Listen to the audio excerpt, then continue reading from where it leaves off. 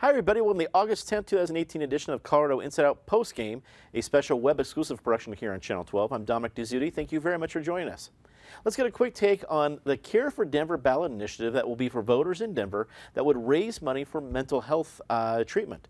Patty Calhoun from Westward, this seems like something that might be a no-brainer, but do you think it's going to have any controversy around it here in Denver?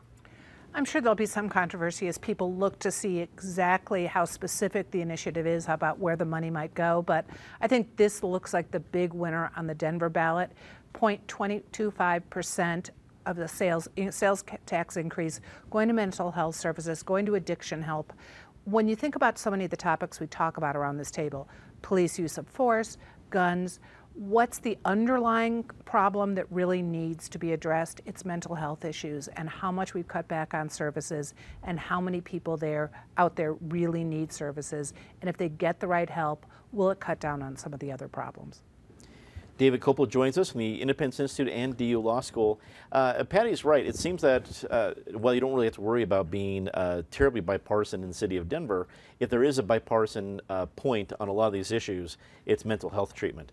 Do you think that makes this, as Patty said, the big winner in the fall?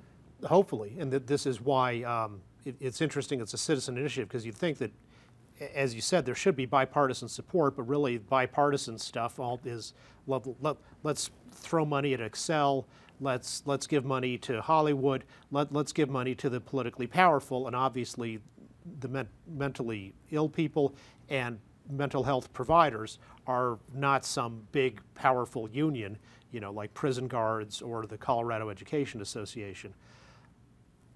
I think people should carefully read it to make sure to see exactly where the money is going to go.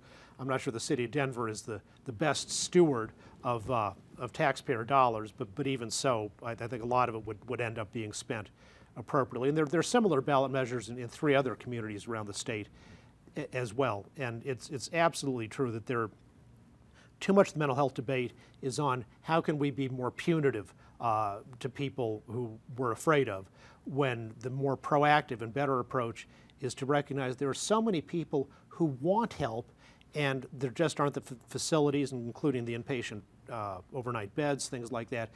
They just can't get the treatment that they're seeking. So I think this is absolutely a tax increase I would say I'd strongly consider supporting.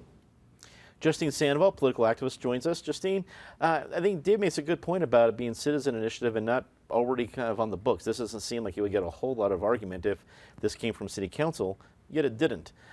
Denver's usually been pretty generous with its tax increases for causes as a voting municipality. How do you think it's going to go for this particular issue? I think that this is going to go over really well in Denver. Personally, I know the value of being able to access therapy for mental health issues, and I've been able to be fortunate enough to have those resources in my life.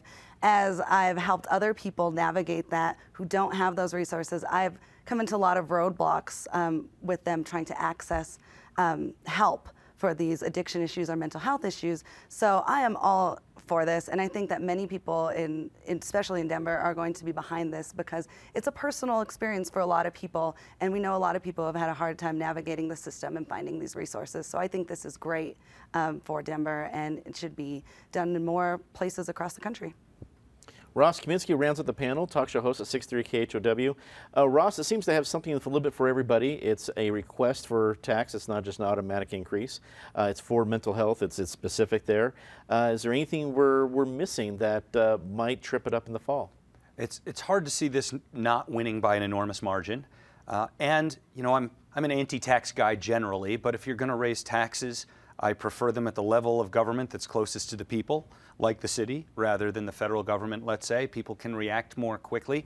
So I also think for the half a dozen Republican NRA members in Denver, a lot of folks talk about gun issues as primarily being mental health issues. So I would think that even folks, and I'm an NRA member myself, would say, this is something that's well worth considering. That is all the time we have for CIO Postgame this week. Leave us a comment, tell us what you think. For everyone here at CPT12.org, I'm Dominic Dizzuti. Thanks for watching.